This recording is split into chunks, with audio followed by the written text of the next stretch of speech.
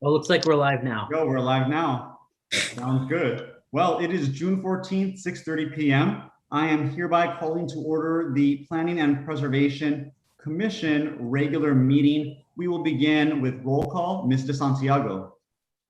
Good evening, Chair and members of the Commission. This is a roll call for the regular meeting of June the 14th, 2021. Chair Joel Fajardo. Here. Vice Chair Marvin Perez. He has stated he will be absent. Commissioner David Bernal. Here. Commissioner Hector Pacheco. Present. And Commissioner Ivan Peña. Present. Let the record reflect that Vice Chair Marvin Perez is absent, and he did notify us before the start of the meeting. Thank you. Having said that, we will continue with the Pledge of Allegiance led by Commissioner Ivan Peña. We will all rise. All rise, please. I pledge allegiance to the flag of the the United States of America and to the republic for which it stands, one nation, under God, indivisible, with liberty and justice for all.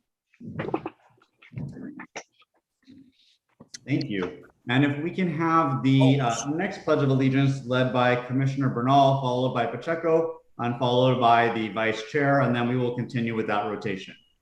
Great. Yes, you're going to be calling too. I'm sorry, I'm back in the shadows on this meeting. I thought I got rid of it, but apparently not.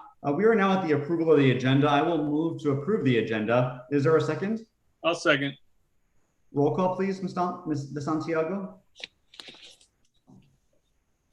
And Chair Fajardo, you move to approve the agenda of the June 14, 2021 Planning and Preservation Commission. Correct. Commissioner Bernal, you second.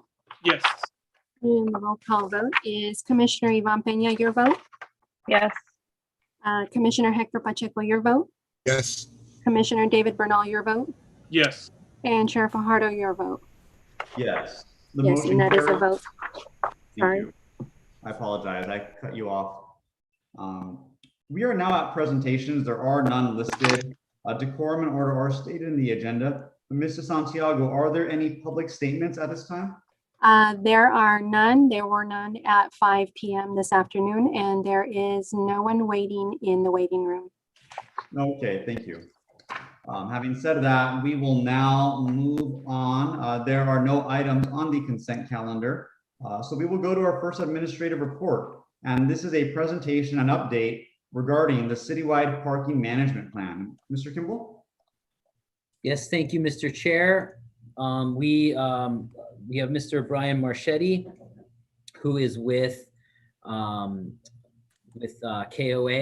and he will be providing a 15-minute or so presentation to update the Planning Commission on where we are on the parking study and next steps. We've done quite a bit of work. So Brian, I believe you have the ability to share screen, so take it away. Okay. Good evening, commissioners. One moment.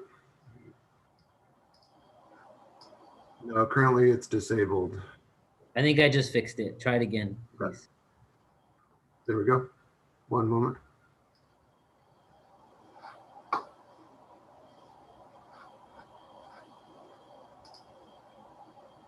The title slide is showing. Okay. So I'm going to give you an update here on the parking management master plan that we've been working on for the city since last year. This project is continuing on through August of this year. We've done our existing conditions analysis. We've had our stakeholder outreach. We had our first public meeting open to the general public in May. We're continuing on with some analysis that I'll show you the framework for, and then we'll be finishing up with the community meeting and some additional outreach for the next couple months. So that outreach has consisted of reaching out to the San Fernando Mall Association, to the business interests in downtown, the Park Wellness Recreation Commission. We've come to you with our first update, and this will be our second update to the commission this evening.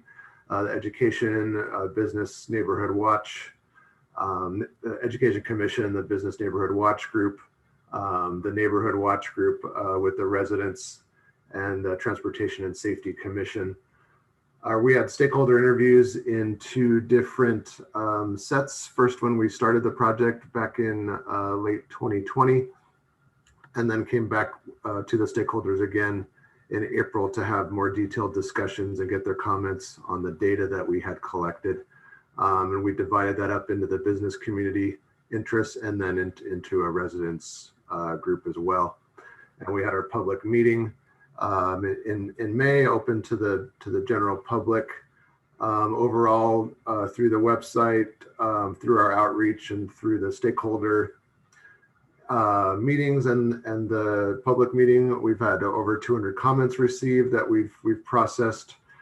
We've provided a mapping tool on the project website where people can go in there and click on their specific street and say what's happening on their street. So we've mapped that, and we've done the same during our public meetings. We have a map log of that, so that is helping us go to the next steps on the project.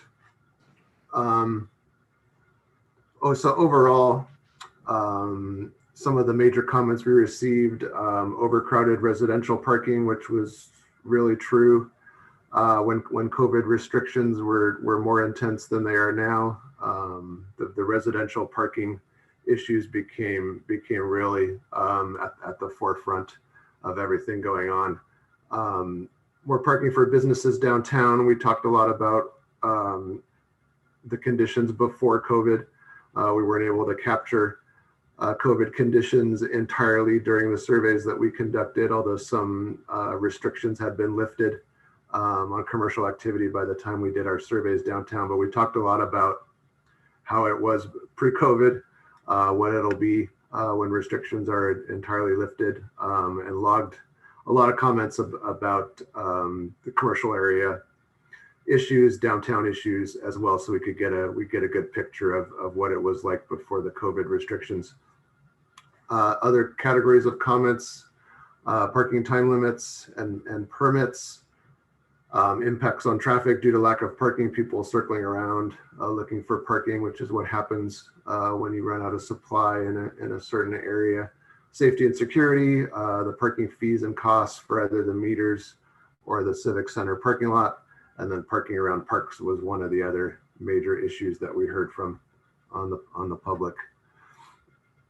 So things that we've completed. When we came to you last with an update, we had completed, or we were about to go through the inventory of the public parking supply, and we gave you some details on our scope of work and how we were going about that. That has been completed now. All of the segments, segments being all the on-street parking on public roadways in the city, the public parking lots. We looked at off-street lots in major corridors to see if there's a play between the demand in commercial parking lots and the demand on the street in adjacent areas to get more data on that particular issue. We looked at weekday afternoons, weekday evenings, Saturday afternoons, and Sunday mornings as well, to get all different time periods of different issues happening, commercial, residential, and all those different time frames. We did the outreach to community members as we discussed, the stakeholder meetings, and we had our public meeting in May. Now, what's coming up in the next couple of months as we complete this study? We're looking right now at the data we've collected. We're putting data into trying to get that down to the neighborhood level to see how neighborhoods are working, how different commercial districts, the sub-districts of downtown, how those are working, and how we can better manage the demand in those areas. We're looking at future land use effects, including second units, the regional housing needs assessment, the impact that will have with additional residential demand from that particular issue. We're looking at a 10-year projection of parking supply, so we can see what in the future, if management and changes in time limits and potential pricing structures, changes to those or additions to those. If those cannot handle the demand that we see, we'll look toward potential supply enhancements, whether it's new parking lots, potential structures in downtown. I shouldn't say structures, maybe a structure. Look at where that could be located if the city does pursue that and pursues that financial task. Looking at standards for changes of use, new projects by location in the city, looking at shared parking and mobility as an issue. We're looking at trends and patterns, conglomerating data, which is just getting down to that neighborhood level, management and pricing recommendations. The final product of this will be the PM&P document that'll be presented to the Transportation Safety Commission and the City Council, and then finalized in the next couple of months. Just wanted to show you a quick sample of the data that we reviewed in our stakeholder meetings and with the public at the public meeting. This is the entire city. Just to show you the data that we collected. All of the on-street areas are these line segments. We looked at the downtown lots, and we have close-in views of downtown as well. We looked at the off-street parking lots in these areas, these dots, to see how that was working. So we had data. This was weekday afternoon. We had data for weekday evening. So these areas that are yellow and red are the higher occupancy areas where parking is being used almost to its maximum. So we're looking at solutions in those areas and targeting solutions to those well-used areas. This is Saturday afternoon, Sunday morning. The residential areas, almost everything orange and red in terms of high occupancy. Something we did for downtown and the commercial areas is we looked at how can we factor the data based on commercial activity. So we looked at sales tax data, which is conveniently broken down by different economic sub areas of commercial uses and different areas of the city. We looked at that and saw that we could probably factor by about 25 to 50% based on the area and get a more realistic look at how things were before restrictions came. So we looked at the downtown area. We also looked at parking turnover, how quickly spaces were turning over. Was the same vehicle there when we came back in these sampled areas to see our time limits working, are employees not using spaces in front of businesses, are they available for customers? We looked at that issue for the same time periods, including the weekday evening with some lots coming up into pretty high occupancy right next to the downtown core. Saturday afternoon and Sunday we did not do because Sunday is very sleepy time for downtown. So that's basically an overview of that. We could go into detail if you have questions on that data, but this will be in our report that we'll be creating and coming back for public meetings. So this will all be summarized in something that you can look at online. So some of the issues and strategies we started to talk about with the public at the public meeting are, what would you like to see and where would you like to see it? Either where you live, where you work. Residential permit districts, the city has a few now. They're very limited in scope. That could be something that residents will want to pursue, and there'll be a process for that as there is now, but we'll make some recommendations on where those could occur. But there'll be a process to establish those. On-street management tools, including changes to time limits and or pricing of parking, but we're not assuming any of those are a necessity until we see the need for that. Looking at public parking lots, how should those be managed versus the adjacent on-street areas? Managing demand through those time limits or pricing, and then looking at private parking management, how commercial parcels use their parking and how it's managed and how it could affect other areas. So those are what we're looking into now. We will get more public input on that before we're completed.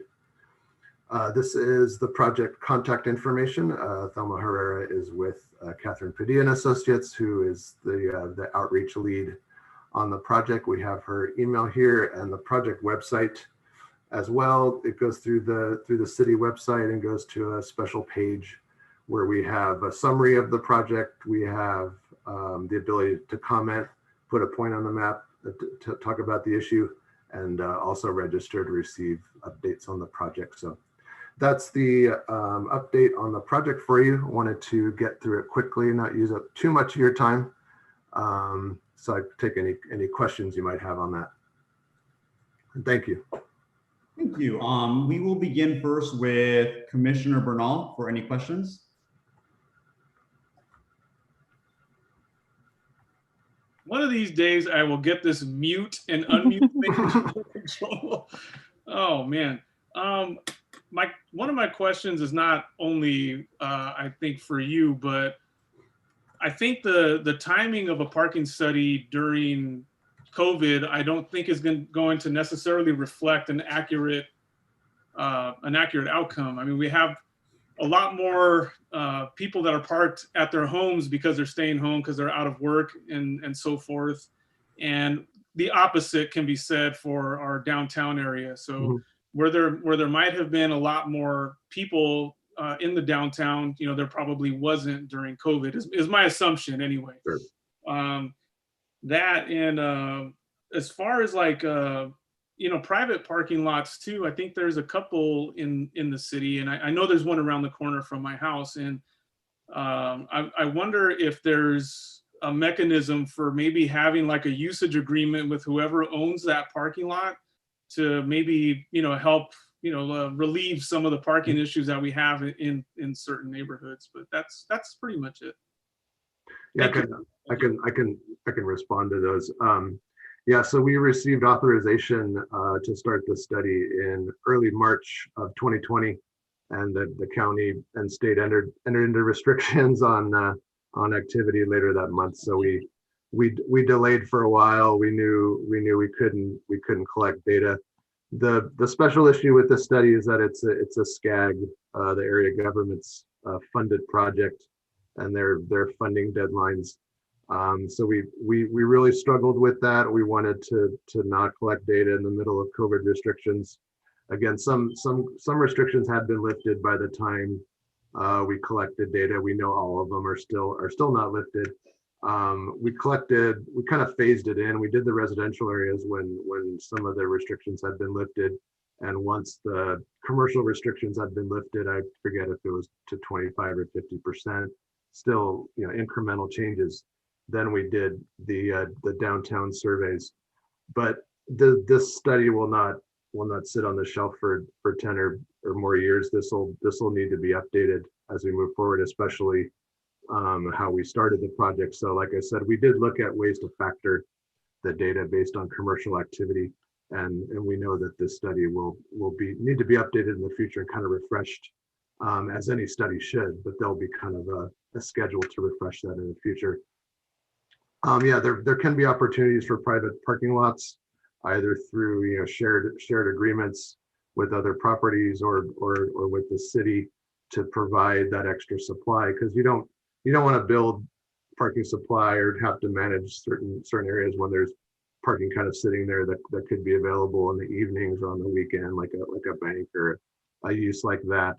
You can share that demand and use it during certain hours. So those opportunities will be looked at as we move forward if they're needed for supply enhancement. Okay, thank you, appreciate it. Thank you. At this time, we will go to Commissioner Pena. Hello, good evening. Thank you for the presentation. I do have similar sentiments as Commissioner Bernal. The only thing I would say is I suspect that the residential portion of the study is probably mostly accurate, or at least our worst impact, which is really what we want to assess, right, in the community. But on the residential front, I guess when you guys were assessing the streets, were you looking at the width and the particular streets of kind of, and the reason I bring that up is because we do have several streets that are a lot more narrower than some of the newer streets. And I didn't know if that was a kind of a data point that the group was looking at.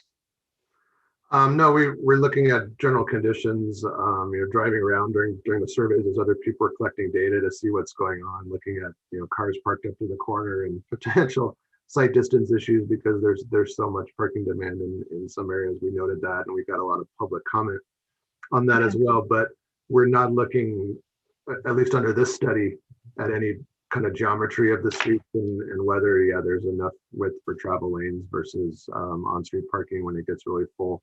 That's not part of our scope of work. Okay. To confirm, I just have two more questions. To confirm, in one of your slides, or most of your slides on the legend, when it was the red indicated the stagnant piece portion, correct? Did I understand that correctly? Yeah, like at capacity or almost at capacity. Okay. Okay. So And then that's like 90 to 100% full of the available supply.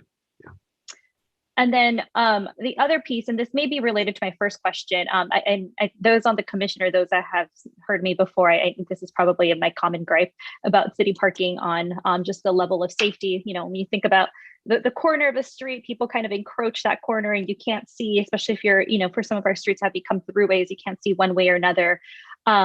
Was that piece was that at all weighted into the assessment for throughway kind of streets? Where there's cars parked up kind of to the corner and you're trying to look around those cars as you pull out onto the other street. I witnessed that a lot when I was driving around, but again, it's not that those engineering aspects are not part of our study, but there were a lot of comments received during public outreach, and I remember in some instances, Nick, the city manager, and Matt, the public works director, were saying, yeah, we're looking into that issue as we're speaking. So sometimes those issues were things that were being looked at already, but that would have to be something the city would have to look at outside of this study. Okay, no, understood. I thought it was out of scope. I just wanted to confirm. And like I said, I know that's been a common theme that on my comments in the past. Thank you. Understood. Thank you. And Brian, real quick, can you just stop sharing your screen so we can see all the? Yeah, sure. And thank you. Stop. Okay. Oh, there we go. We're back to normal. Commissioner Pacheco.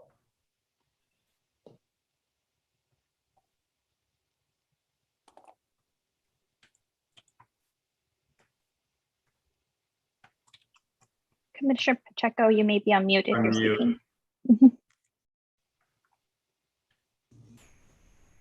There we go. I'll get it just like Mr. Bernal here. I have, I guess, more of a comment than I do a question.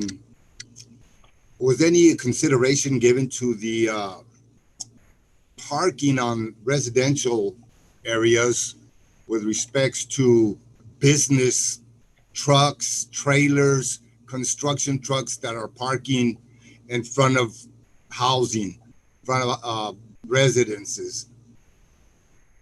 Yeah, that actually came up in a few comments, and you might be able to even see them on the website because you're able to see what other comments people have logged. So yeah, there were comments about certain neighborhoods where there was either loitering or construction trucks parked overnight, houses that seem to be running their construction business out of their house. There are some of those issues that came up, and we logged those. But yeah, construction trucks and overnight parking and loitering came up quite a bit. Okay. Yes, that was all I have at the moment. Thank you. Thank you.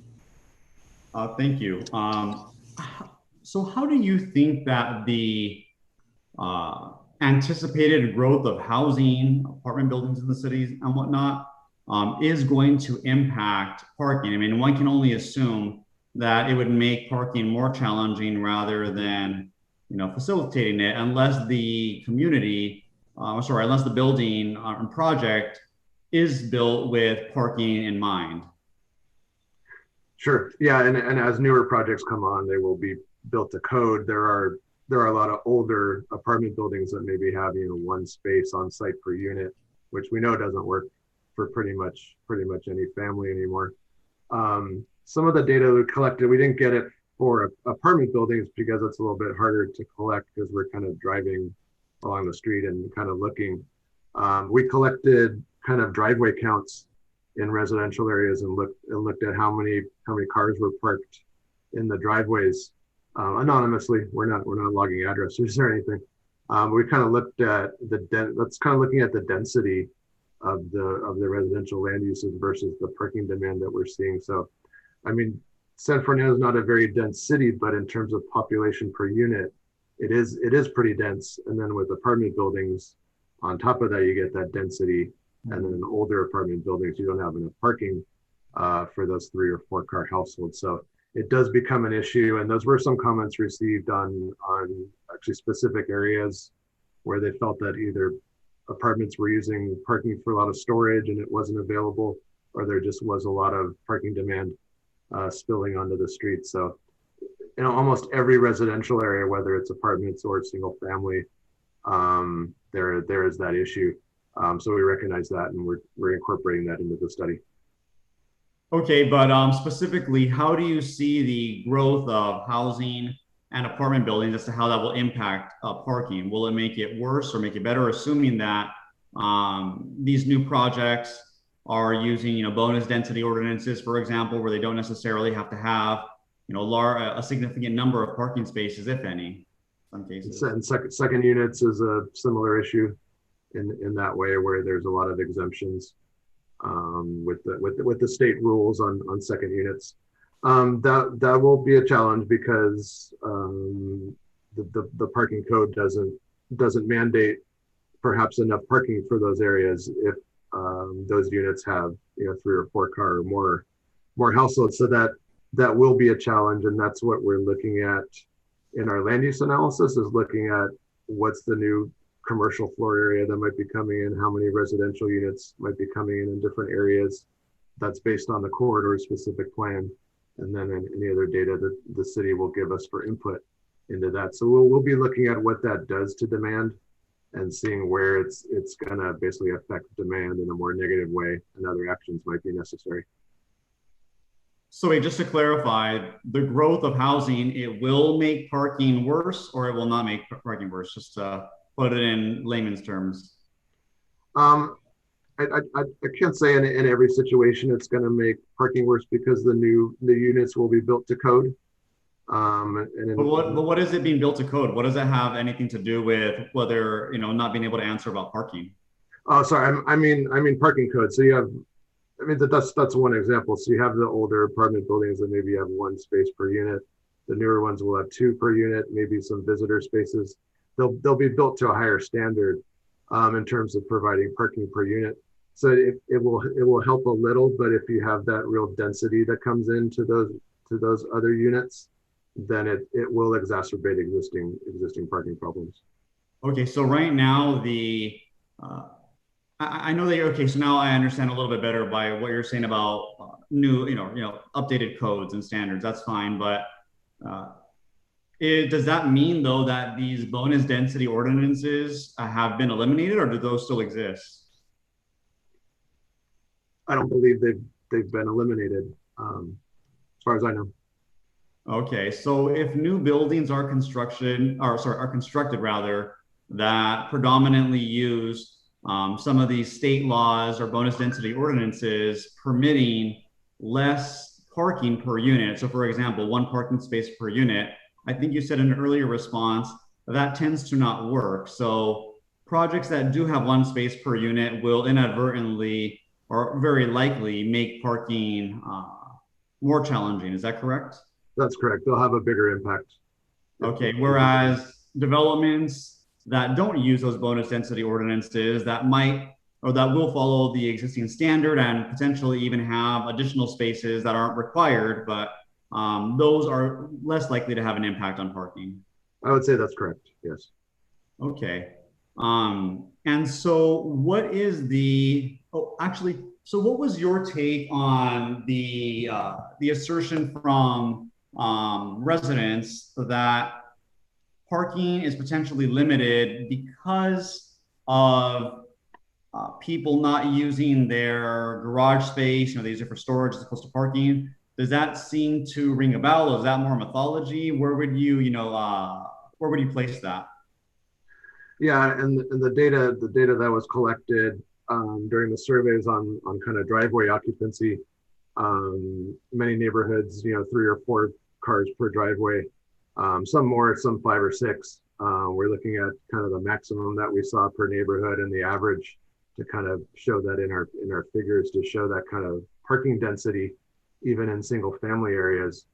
That definitely has an effect. We don't know exactly garage conversions and things like that. We don't have that kind of detail, but when you have that many cars parked in the driveway, it's likely that the garages are not being used.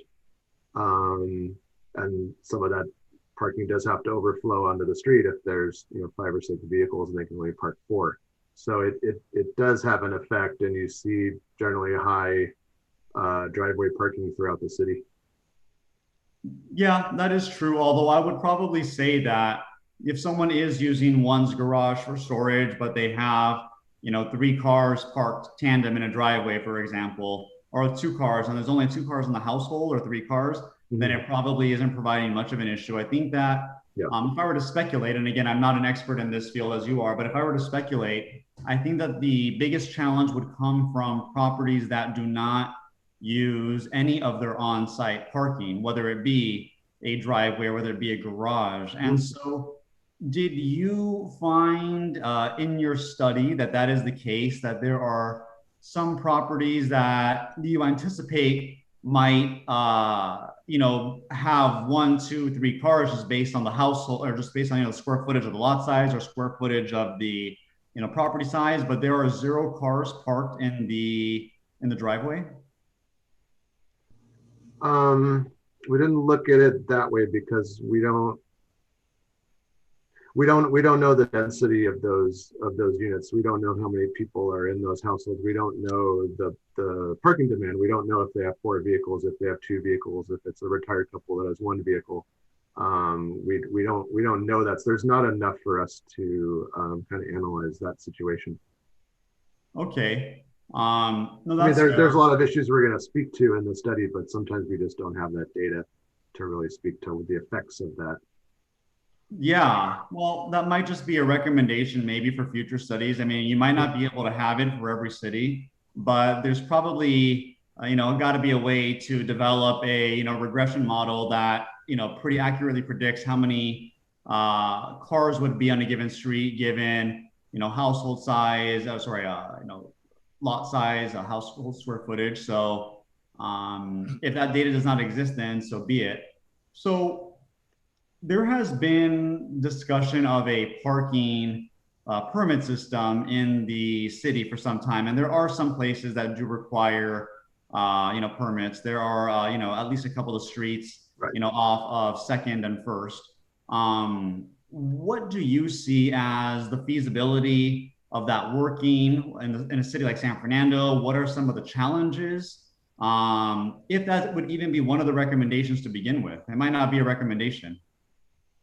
It's one of the main tools for a residential area that's seeing a lot of on-street parking usage and not a lot of availability. One of the main tools in a residential area is some sort of parking district, and whether that's just like an overnight parking restriction with permits, where if you're parking overnight you use your permit, or whether it's all day, you need your permit for all day use.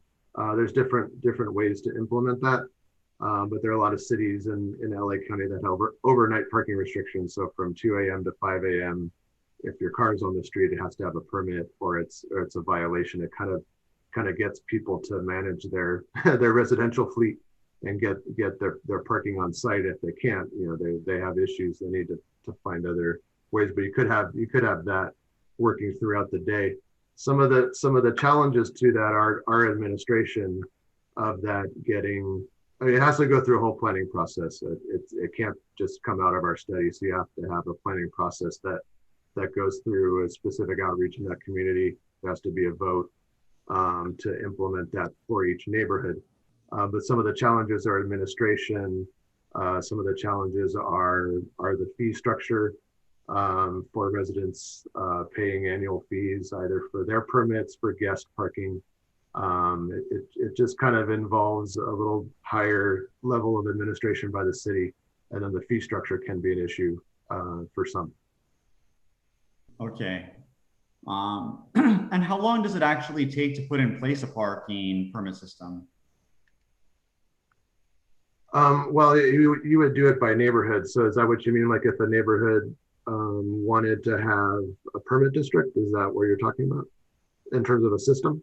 Right, or if the city decided that it's not done by neighborhood, petition, but rather by city council directive, this district followed by this district, how long does it actually take to implement per area?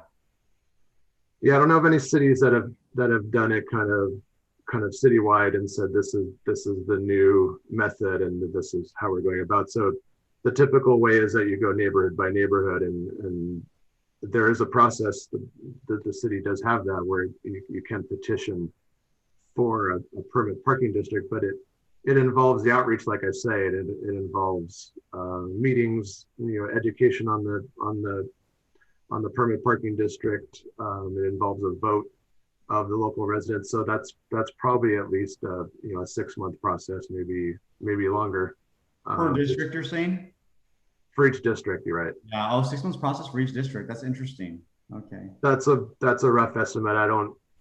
We don't do that work where we implement those kind of things, but we do have experts on our team that are giving us recommendations on how to implement those, so we can provide more information on how the process would work in our report.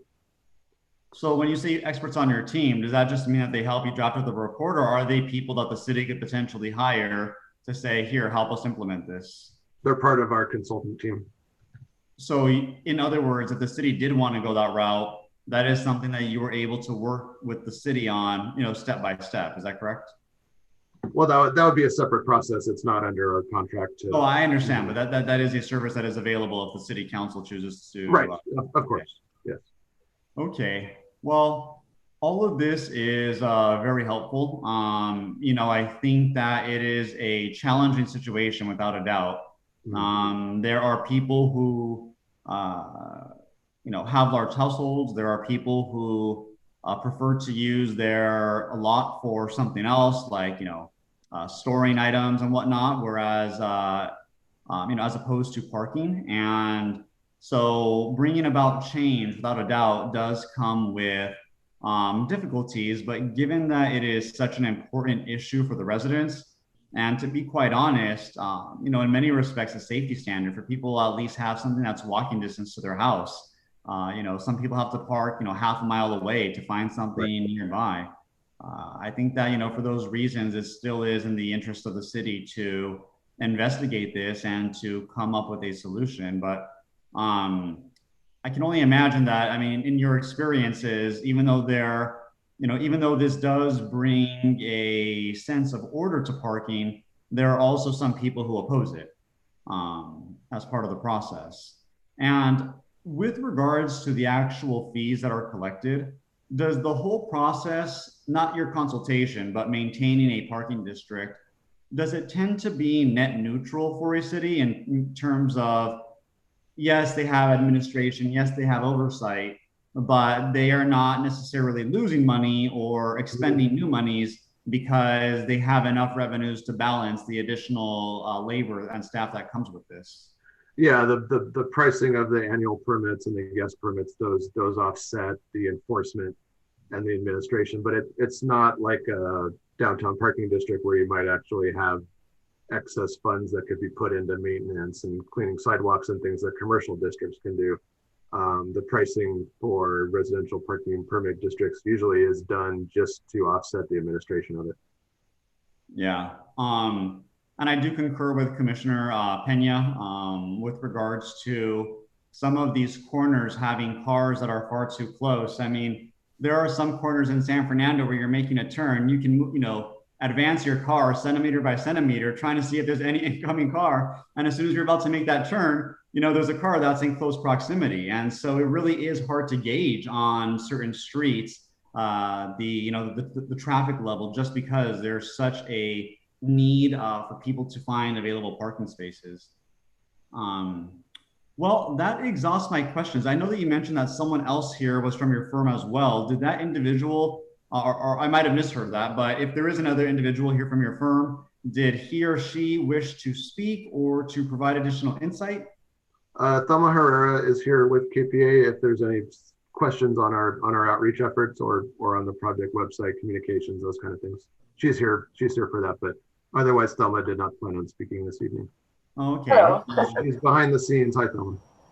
Thank you. Well, pleasure having you here, Ms. Herrera. I just have one question. With any public project, sorry, got a little dust in my throat. With any public project, there is a desire to have substantial public outreach. So can you go over some of the outreach that you have utilized as part of the study? Yeah, maybe Thelma, if you're able, maybe go over a lot of our communications tools that we've used and how we've outreached and kind of got creative with COVID and all that. Yeah. Yes. Let me I'm unmuted. Thanks, Thelma. Yes, so as Brian mentioned, we started by wanting to talk to groups of people and find out what was going on in the city. So we started by making presentations to the different commissions. And of course, he went over the list in this San Fernando Mall Association, the Park and Wellness Rec, the Planning and Preservation, Education, Business and Neighborhood Watch, Transportation and Safety Commission. And then we had the 2 rounds of stakeholders interviews so that we can get a little closer to the different issues with the residents and with the businesses. Then we also develop a website, like he mentioned, where people could go and actually post their comments and opinions. And we created also a place where they could sign up for updates. And then we launched a social media campaign in February of this year. And through that, we received about 175 comments. And simultaneously, we posted posters throughout various high traffic areas in the city, like restaurants and cafes. And we had those big A-frame boards, where we saw a lot of people congregating. And so that helped to make people aware about the project. And with that, then we moved to the community public meeting, which we had in May. And for that, we also launched another social media campaign. And we developed a invitation. We disseminated it through the Chamber of Commerce, the Downtown Mall Association. We sent it to all the public schools, the Neighborhood Watch, the Business Watch. We sent an e-blast through the city. We posted it in the city's website. At the same time, we posted ads in English and Spanish in the Sun and El Sol. And in addition, they posted the meeting in their events section. With that, then we submitted also as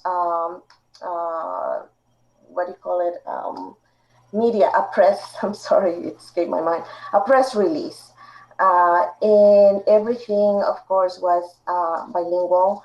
During the meeting, we also had a simultaneous translation so that the Spanish speakers could attend and be able to submit their comments in Spanish. We had 25 stakeholders who attended the meeting, and we collected 50 questions and comments from that. So that's kind of been the overall picture of what we have done at this point. Okay. And with regards to those 175 comments that you mentioned earlier, how do we know? I mean, since many of these comments are submitted online, how do we know that they are actually submitted by San Fernando residents? How do we know that it is not duplicate, or one individual using different names to duplicate, his, her, or their voice? Or is there not really any kind of safeguard to that? Well, when people post a comment through their website, they can put normally their name and their contact information. Now, if there's only so much we can really know, to be honest with you. I mean, yeah, so it's an honor system. Okay. Yes, pretty much. Okay. And if you visit the site, you can read all of they're visible to the public, and some I believe that. agree and some don't agree, and yeah. No, I understand, but it's so prevalent these days. I should say that back. It is not prevalent, but it is. It's quite easy these days to be able to obscure a message by having just different accounts online and whatnot. And so I was just wondering if there was any kind of safeguard to that. Well, I'm sorry to interrupt you. But I don't disparage your efforts for making those outreach, for making that outreach. But I just wanted to see what kind of mechanism, what type of control mechanism there is. Well, I have to say that the platform that we are using, we can see the what do you call it? If there's a duplicate Uses their computer IP address or something. Correct. Yeah. We can see if that comment came from a unique address or if it's a duplicate. That we can do. Well, that's good. I mean, there are ways to mask IP addresses, but that's at least a good first step. Yeah. Yes. I do know someone who got caught trying to do something like that, like 20 something years ago. So the technology has been around, and I'm glad that that's been implemented. Yes. And then one of the questions that might come up is how does the city know that this feedback is representative of the population as a whole, given that there has not been more responses? So for example, I think that you said 175 responses. That would be a fraction of a percent of the actual city population, which is 25,000. It wouldn't even amount to 1%. And again, I'm not criticizing you. I'm just trying to understand how you perceive this, since this question might come up eventually. Yes, I think it is a challenge. We have been gone as far as publicized it in newspapers, and we continue to seek for opportunities to even reach out to more people. As a matter of fact, we have connected with a couple of residents who have helped us. They've taken it upon themselves to go to their neighborhoods and distribute the flyers. They have asked us to send them a copy so that they can duplicate them. And I'm constantly trying to, follow up with phone calls when I receive calls, and constantly asking them, do you have groups that you attend? Do you have schools, parents? And so it's something that we have to continue doing over and over and over. And like I said, I think with the schools, particularly, it's been a challenge because of where they were in the pandemic. But with things open up a little bit more, we're hoping to reach out even more to the parents and the students and the staff, I think. Okay. Well, that answers my questions. Were there any other questions? Thank you, Ms. Herrera, for your time as well. Were there any other questions for Ms. Herrera or Mr. Marchetti? Commissioner Penny, did you have your hand up? Yes, I had it up earlier. This might just be a clarification. Maybe this is something we can always take it offline if it's a follow-up from City Manager Kimball. The specific corridor plan, remind me, don't we have a minimum requirement for parcels of land on parking in the plan for SP5? Am I misremembering that? It's been a while since I've read it in detail. I will defer to, if you know off the top of your head, Gerardo, if you know, if not, we can get that information. Can you repeat that question one more time, Commissioner, please? I vaguely recall, and I haven't read it in a while in detail, that SP5 has a statute or a section at least that sets a minimum for certain parcels of land on parking requirements. So it's what is minimally required for any projects moving forward. Perhaps I'm mistaken. Don't worry about it. You know, I'm trying to think. I mean, are you referencing parking or development of the land for Parking specifically? SP5 provides a lot of flexibility for new development and you know, because it looks to entice businesses. There's a lot of caveats. It allows for on-street parking to be counted towards the calculation toward the development. It allows for adjacent parcels to be used as, you know, off-site parking facilities. So there's a lot of things that SP5 does to, you know, entice certain types of development. But I would have to look into your question more closely. Yeah, no worry. I can pull up the SP5 myself also. Thank you. Yeah. And just Mr. Kimball, you may proceed. Sorry. if you don't mind, Chair, just before we move on to the next item, I just want to make a few comments. One, you know, the purpose of this study, and unfortunately the with COVID, you know, isn't ideal.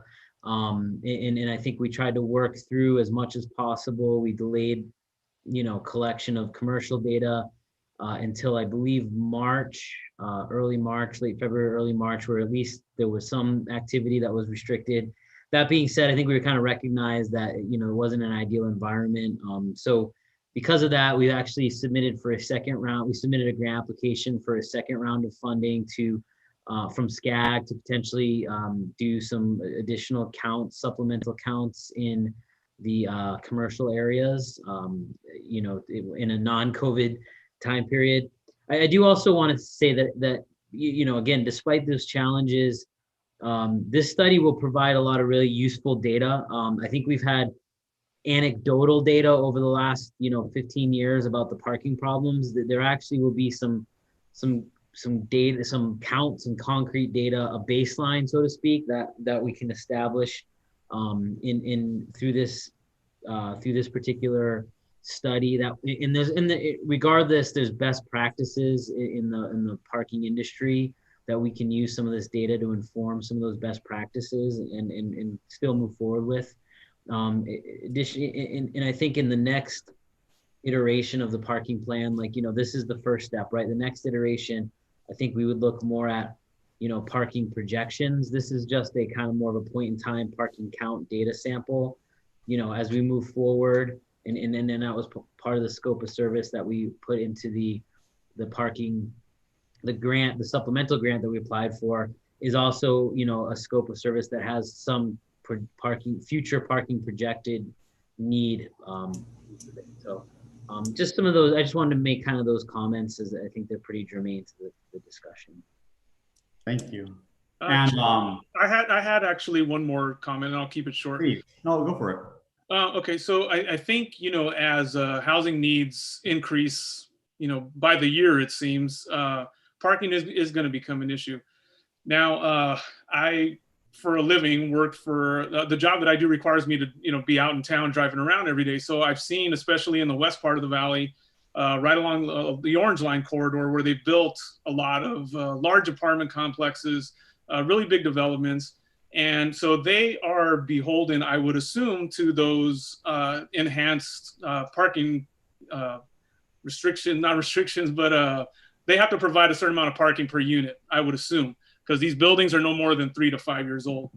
But that being said, the problem with rents being as high and mortgages being, or, you know, housing costing as much as it does, is it drives a lot of people to live together. Yeah. So what ends up happening is in a 2-bedroom condo, for instance, you end up getting 2 couples. Now that's going to be at least 4 cars, you know, for something that they might have only planned to have 2 parking spaces for. So if you drive anywhere near the Warner Center, you're going to kind of see the overflow of parking, not even just from visitors, because you can't even account for that, but just from the residents that live there. And there, you can't even find a parking spot Monday through Friday, any time of the day. So we really need to get ahead of this and make sure that we plan for like all of these extra cars. You know, I think with the setback restrictions being eased up for ADUs, we've kind of seen the effects of that. Now there's a lot more people living in one physical address than there ever really has been in the city.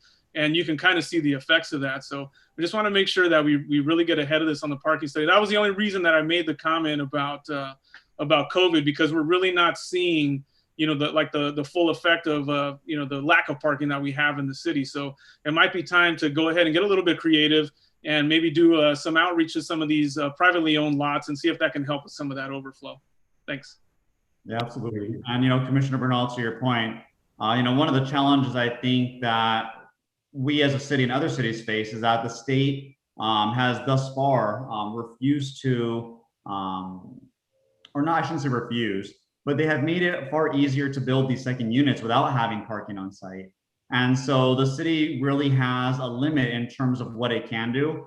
I think that it was not a wise decision on the state to make the rules as lenient as they are. And the solution, I think, is going to come, you know, with the number of recommendations that come forward with this study. But the other thing too is that even if someone does have additional parking on their lot, let's say that it's a garage or let's say it's a driveway, sometimes to free up that additional parking, it comes with a significant cost. It means, you know, clearing out the garage and getting storage, or, you know, taking time off to make sure that you can get everything cleared out, putting a remote on it, or if you have a gate, you know, putting, you know, an electric opener if that's what you need, so that, you know, on rainy days you aren't out there trying to get it open. So that there's so many problems with old infrastructure, making it easier to have that make it more challenging to have parking. So there are a lot of things that I think that we can look at as a city, you know, as residents, and hopefully the city council comes up with the right solution. And so that being said, I think we've exhausted everyone's questions. I do not see any other hands up. And having said that, once again, I would like to thank Mr. Marchetti and Ms. Herrera. And Mr. Kimball, did you have anything else to add on this item before we move along? Nope, nothing from staff. All right, well, thank you so much for your time, and it's much appreciated. Thank Thank you. you, commissioners and chair. Thank you. Good night. Thank you. The next item, number 2, this is a presentation regarding the role of the Planning and Preservation Commission as the city's tree commission and provide related updates. I asked Mr. Kimball prior to the previous meeting if we could have it, but there wasn't really enough time for staff to collect any data. But at this point, I will let Mr. Baumgartner give us the update, or the down and dirty on this, you know, on this green commission. And I've been very interested in hearing more about it. So Mr. Baumgartner, if you would like to take the reins on this. Sure, Chair Fajardo. And yeah, I'm going to provide a update on the tree commission, as well as several items that the staff has been doing regarding tree work in the city over the last several months. Back in 2016, the City Council formed an ad hoc that looked at consolidating some of the city commissions, and one of their recommendations was to collapse the tree commission with the parks and the Planning and Preservation Commission. Since that time, there has not been any activity at this level with the commission, as well as there was no action that was taken place to actually effectuate this change. So staff would need to come back later in the summer, probably in August, to present a staff report and ordinance to effectuate this change, since that wasn't done before. So I did attach the code section that talks about the tree commission and how it's set up. And I think there's a fair amount of language that would need to be cleaned up as part of that ordinance, because it's referring to other members that are no longer part of it, since it's all folded into the Planning and Preservation Commission. But mainly, I think the thing to focus on would be a discussion amongst all of you regarding the roles and responsibilities of the tree commission. So, and that is in section. I'm moving down there right now. Powers and duties of the section 2-609. Powers and duties of the tree commission shall be as follows: to act in an advisory capacity to the city council on matters pertaining to the improvement and beautification of the city's urban forest, and to provide an official entity through which the city may organize and implement plans, to establish procedures and rules of operation as it deems necessary to give effect to the intent and purpose of the ordinance, subject to the approval of the city council, to oversee the preparation of the reviewing of and the recommendation of city-owned tree inventory, master plan, and work plan budget, to be instrumental in evaluating needs, setting goals, establishing policies for the community forestry program, to recommend legislation to the city council regarding the urban forest, and to provide information regarding the selection, planning, and maintenance of trees on public property. So again, I wanted to attach that all for you, have a chance to review that, and then we can have a discussion on that, how to move forward. But again, we would go back to city council in probably in August would be the time frame, August, to present an ordinance to effectuate the collapse of these duties into the Planning and Preservation Commission.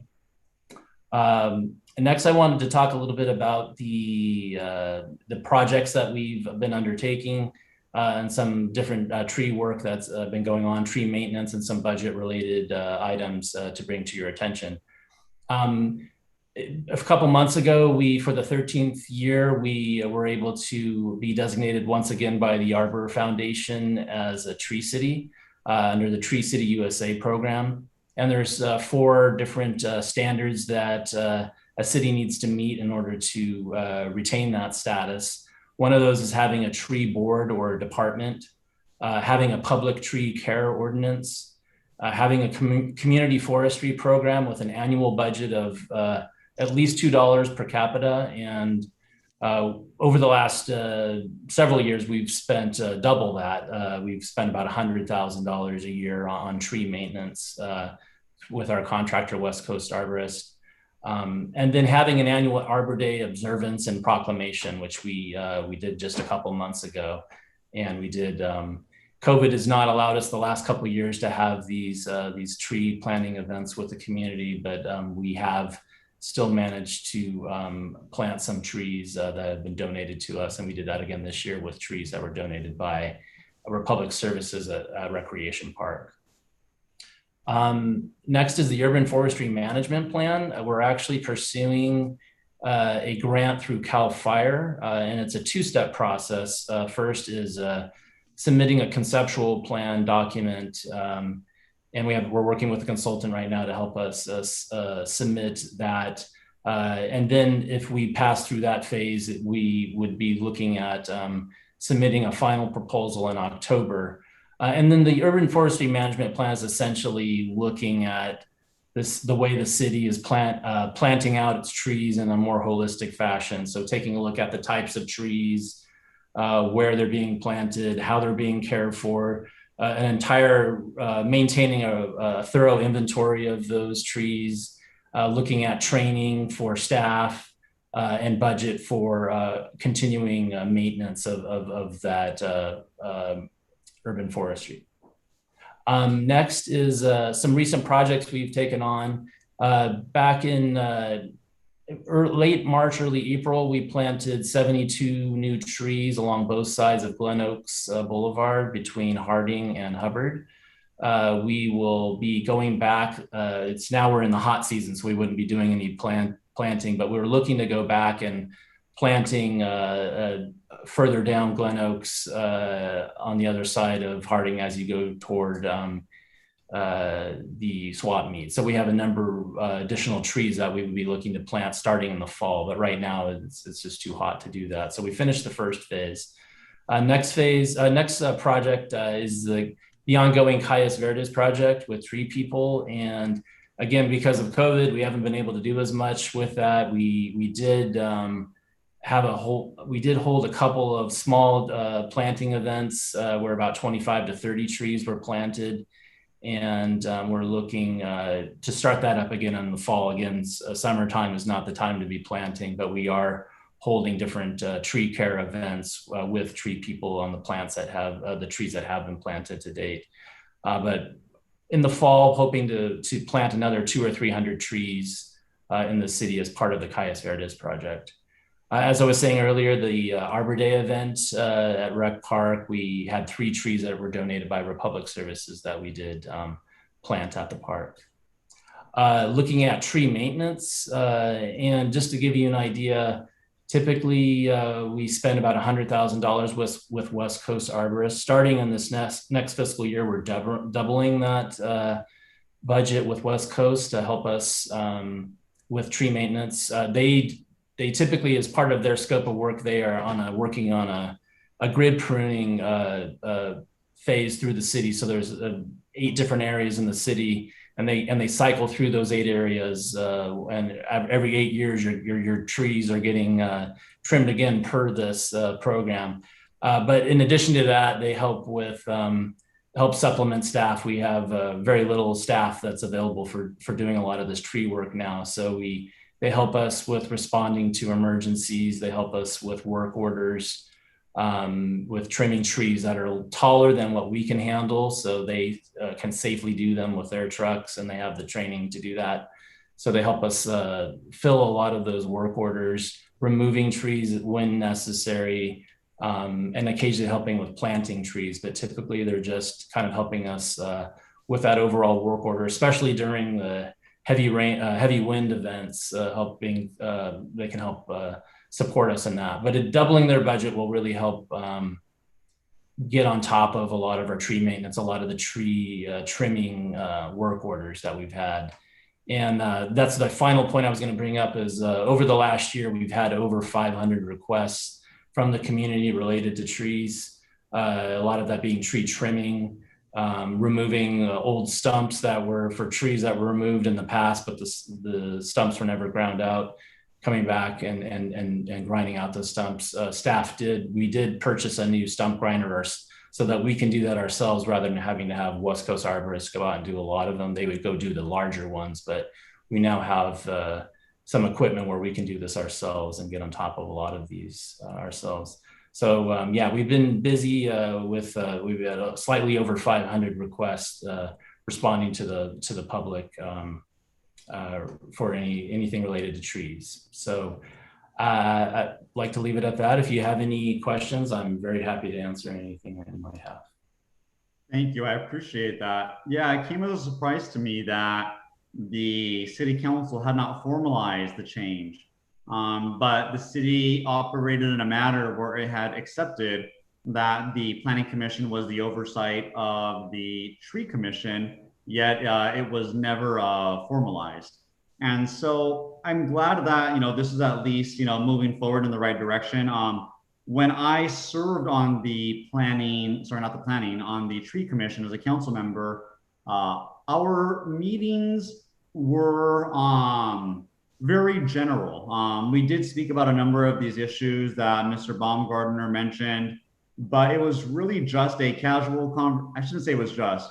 A part of it was a casual conversation of any requests that had been made that were of note regarding someone who wanted to cut down a tree. The city arborist would be there. I'm not saying that we necessarily need to go back to that format or that we should. I'm not sure that it was the most conducive format to get the best results. But I think that having a commission that is proactive in advancing and promoting having more trees in the city is something that is very beneficial for the residents and for the community as a whole.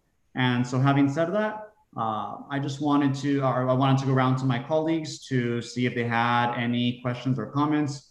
First, Commissioner Bernal.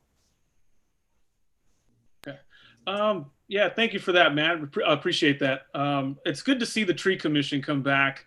And, as a member of this commission, I'm glad to see that, we're going to be taking the reins on that.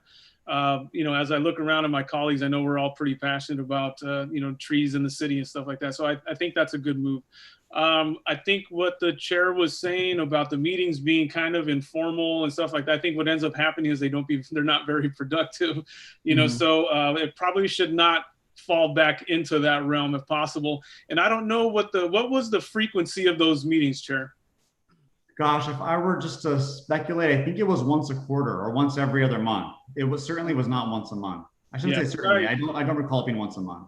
Yeah, I would definitely say, start off once a quarter, and if need be, you can always, adjust the frequency of them. But it is a good thing, that we have this back. It's a pride, that we're considered a tree city too.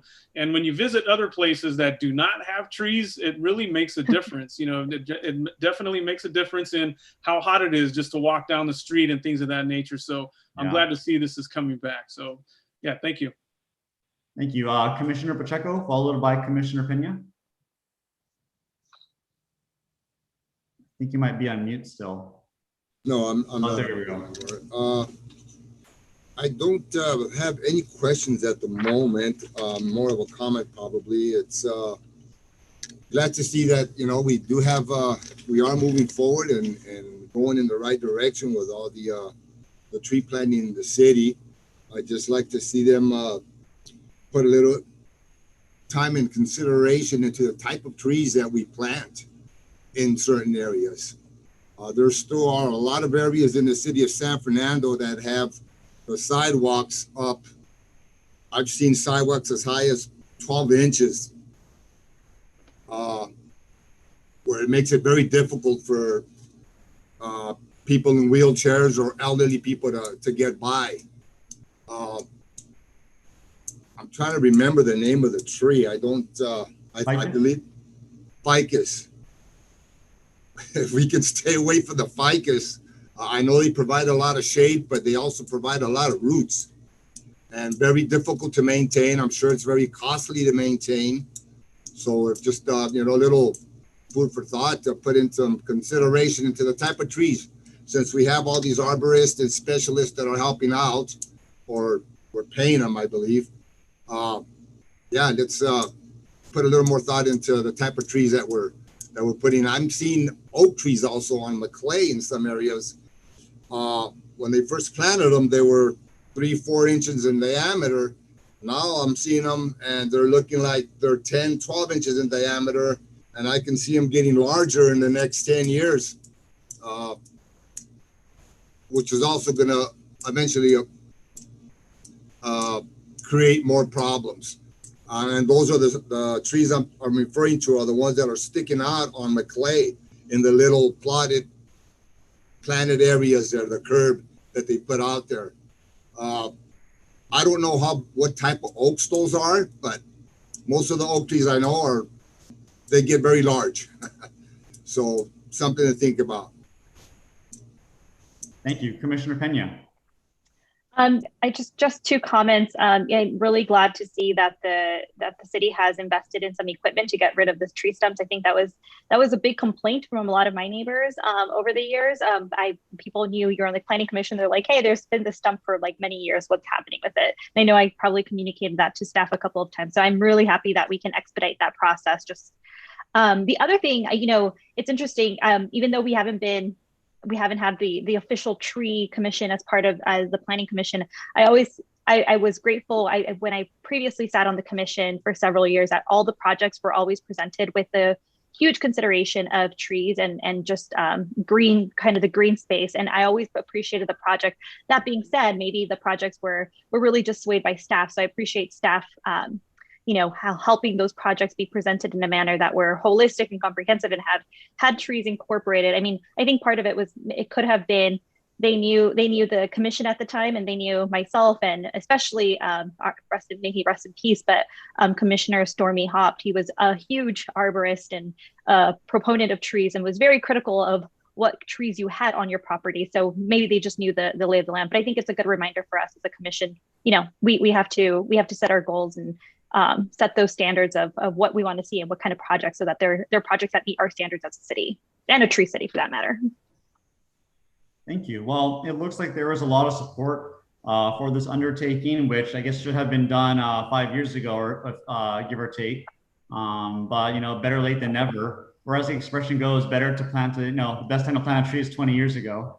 So I guess we'll start with this once the council, or assuming that the council has approved it. And yeah, I appreciate everyone's feedback. Mr. Baumgartner, do you have anything else to add before we proceed to the next item? I do not. Thank you very much for the discussion, though. Thank you. Thank you. Absolutely.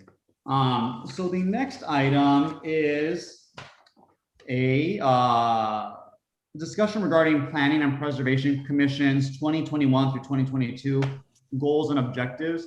I had agendized this even just to broadly discuss people's past experiences on the Planning Commission, what they thought was done well, what needs to be done better, whether it's something that, the 5 of us as commissioners need to improve upon, or, recommendation for staff, but also what additional items that relate to the planning of the city that you believe that the commission should be able to discuss. Now, granted, we don't have any policy jurisdiction because we cannot make a decision, but at the very least, our recommendation can always go to the city council. So I had spoken very briefly to Mr. Kimball about, I shouldn't say very, very briefly, but for about a half an hour about this prior to the meeting. And so, one example is that since we are now, or since it appears that we will most likely formalize the tree commission as being part of the planning commission, to allow with the discussion of trees to potentially discuss other environmental issues. I understand that we cannot get into all the nuances of climate change, all the nitty-gritty details of every energy program out there. But I think that if this really is maybe a once a quarter discussion, it will be helpful to recommend policies that are important to the city, that are important to the residents. Environmental policies are something that are very important to our community. And I don't want to speak for Mr. Kimball, but in my discussion with him, he wanted to remind me that one of the concerns that he would have is whether the scope is too broad. So, for example, we just say, all environmental issues, and then suddenly, maybe not this year, maybe not next year, being down the road, someone agendizes, 20 environmental initiatives that they think that the city hasn't been, proactive enough with. So I just wanted to hear back from the commissioners, and some of you might just say, everything is, hunky-dory as is, and there are no changes made. Before any item is voted upon, though, as a recommendation to the council, I think it would be helpful to have the vice chair chime in as well. So I don't think that we should necessarily, give a final recommendation today unless, there's overwhelming unanimity. But having said that, I would like to first start with Commissioner Bernal. Thank you, Chair. So first off, it's good to see that we reestablished the tree commission. So that, I just wanted to get that out. I think that's super important. And I'm glad to see that's, making a comeback, and I'm glad it's, that we're going to take that on. I think there's a couple of things that I'm just going to mention, and you guys are, feel free to chime in, and, let me know what you guys think. But, and some of it, full disclosure, it's going to probably be outside the scope, but I think they're going to be topics of discussion that, at some point we can talk about and then make recommendations to the city council. So I'm not saying like we need to do this tomorrow, right? But I just want to bring it up in this discussion so that at some point, maybe collectively we can say, present something to the city council that they can act on. So one of the things that I noticed that was a real issue is a lack of Wi-Fi in the city, right? So I think, and this to me kind of falls under the planning part of what we do. I think we need to start working with outside agencies to see what we can do to try to get Wi-Fi throughout the city, like they do in certain other kinds of cities, like Paris, for instance, has Wi-Fi all throughout the city. It's government subsidized, and we're such a small city. I think that we can accomplish that. I would also like to see.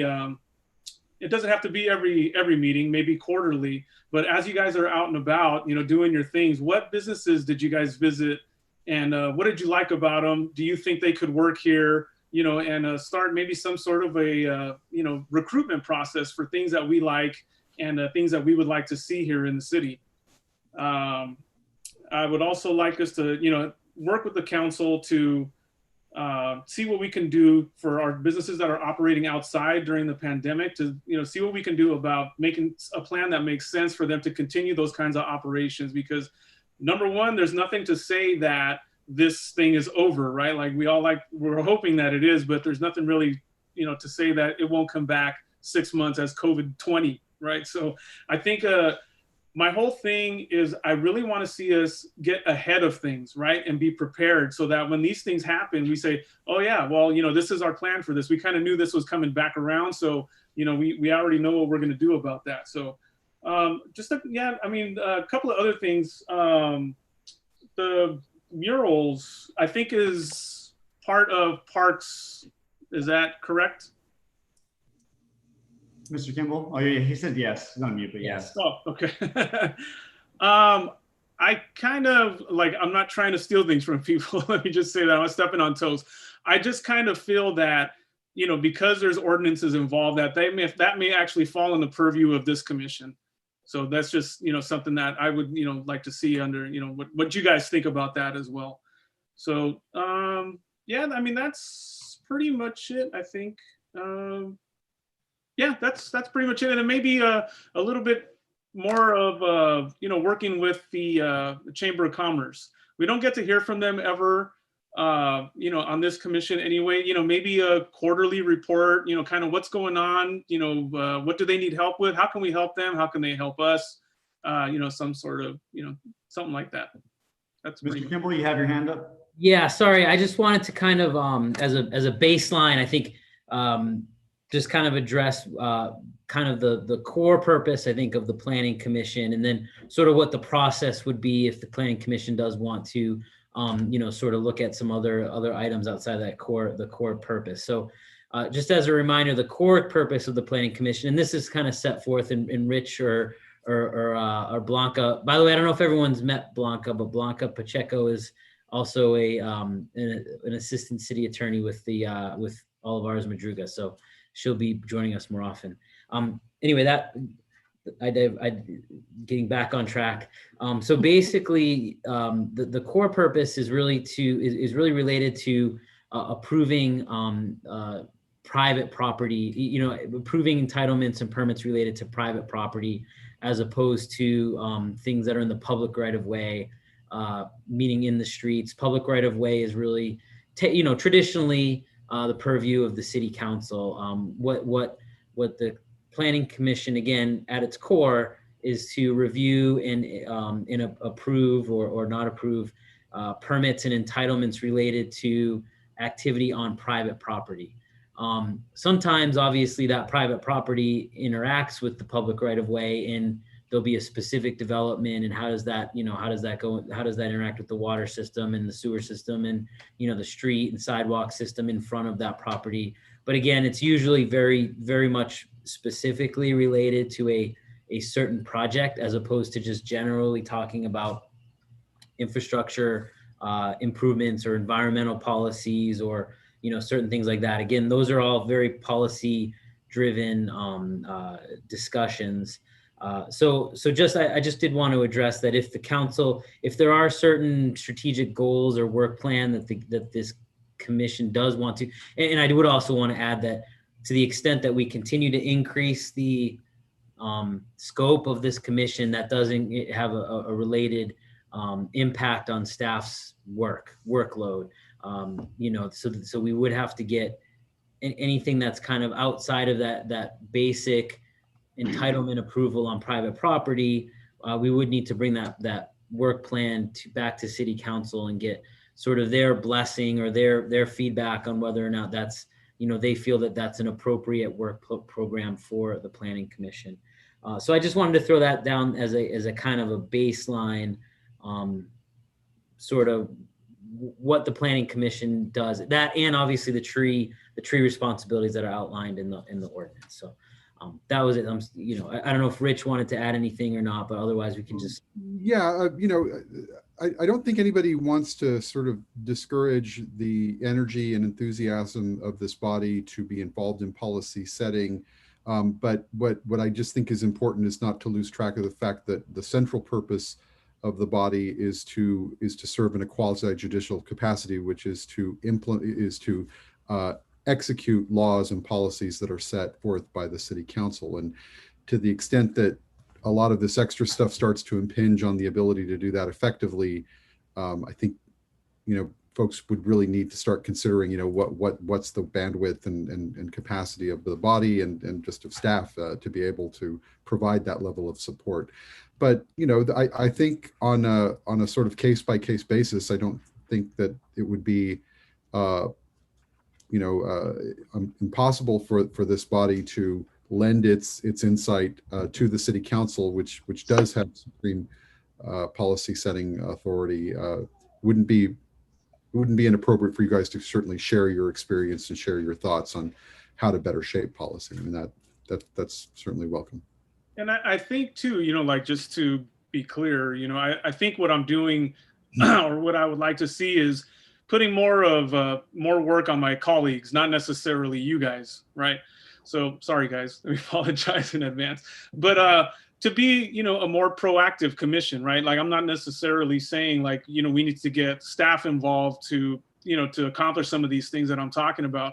But I would like to see us as a commission bring some things to the table, because most of the time, we come in and it's maybe 1 or 2 agenda items and it's 30 minutes, boom, boom. But, I think there's a lot of things going on in this city. There's a lot of things that are potentially coming into this city, and I think, we should have some sort of, at least a discussion about it, and, try to, like, I think that's part of like planning and preservation of the city. Like, I know it may be outside the scope of the textbook definition of it, and it's all semantics in my opinion, but, I just want to make sure that we're all, active in, in our roles here. So that's pretty much it. I concur a lot with Mr. Bernal had to say, and I told Mr. Kimball the same thing too, that I wouldn't expect that staff has to prepare something voluminous like SP5 for every meeting. And it really might just be, an agenda item that we are discussing. I mean, that in and of itself probably does require some staff time, although technically, I'm not sure if staff is required to even be here for a commission meeting to take place. And so I think that, we could even potentially, take the reins. I'm not sure if that's allowed. I know that the city attorney has to be here. Yeah, I would strongly recommend that staff be part. I agree. No, I'm just saying in the most basic form, this does not necessitate an abundance of extra staff work other than potentially staff's presence. And yeah, I can see us running into the problem where we have too many great ideas. I mean, as I've often said before, there are so many great ideas that you can agendize for any one meeting at a city council, but the problem always comes down to, first of all, the money, and second of all, as a corollary, the staffing that is tied with it.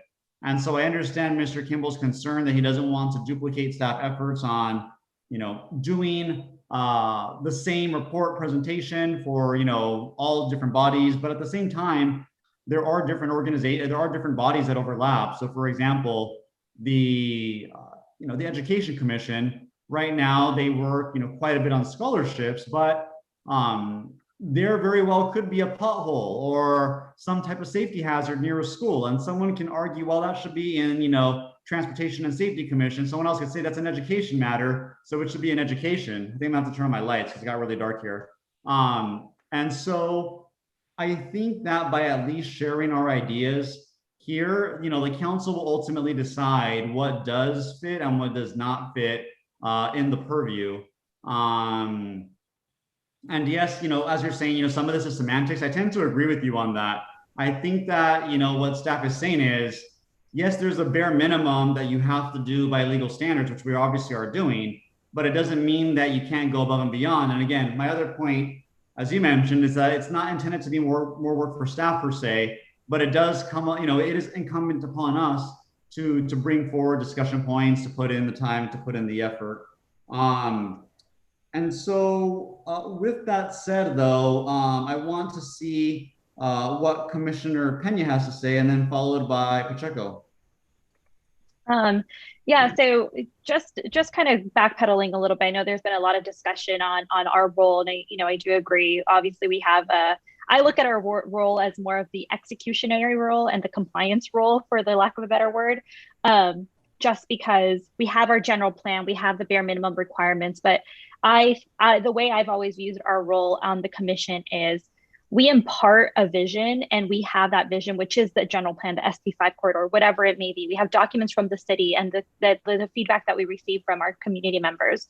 I think to the extent that we find certain aspects of environmental policy or broadband, access, which is a whole other issue, which I'm very passionate about also, in light of the digital divide. But and to the extent that we see other policy issues, I don't think that precludes us from having conditions of approval in addition when we're reviewing a project. So I think, we get a project and it's like, I don't really agree with that tree, or I don't agree with this, or this is not really, we don't have enough parking. I want to make sure that the parking element is that I want everyone to remember, I think that's still part within our role. And that's a way that we can impart policy on the projects that are put forth. Because at the end of the day, I'd rather see a project that's meeting the standard than high in the sky, pie level policy that has no scalability or action from anyone. And it's just it's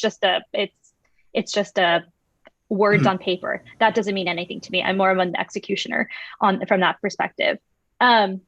The only thing I do, again, from our role, in my experience, especially on the Planning Commission as well as the Education Commission, I've always felt very comfortable and felt that staff was very forthcoming in bringing up issues. And I always was lucky to be on a commission that was very forthcoming. I think we're very vocal as well of, hey, I saw this issue on this street, or what happened to that corner store? They do not seem to be following the requirements or code requirements, and too many colors or whatever it is.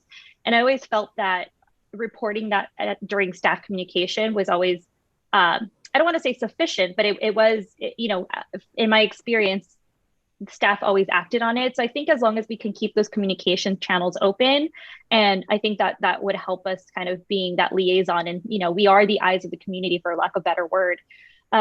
The other piece I just wanted to throw around, and I actually agree with the Chamber of Commerce. I've always wondered how I can become a little bit more engaged in the Chamber of Commerce. I think I speak to them as a resident